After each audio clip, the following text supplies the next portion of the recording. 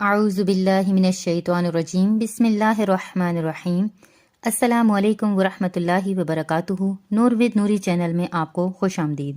حضرت ابو درداء رضی اللہ تعالیٰ عنہ روایت کرتے ہیں کہ نبی کریم صلی اللہ علیہ وسلم نے ارشاد فرمایا، کیا میں تم کو ایسا عمل نہ بتاؤں جو تمہارے اعمال میں سب سے بہتر ہو، تمہارے مالک کے نزدیک سب سے زیادہ پاکیزہ، تمہارے درجوں کو بہت زیادہ بلند کرنے والا، سونے چاندی کو اللہ کے راستے میں خرچ کرنے سے بھی بہتر، اور جہاد میں تم دشمنوں کو قتل کرو، وہ تم کو قتل کریں، اس سے بھی بڑا ہوا ہو۔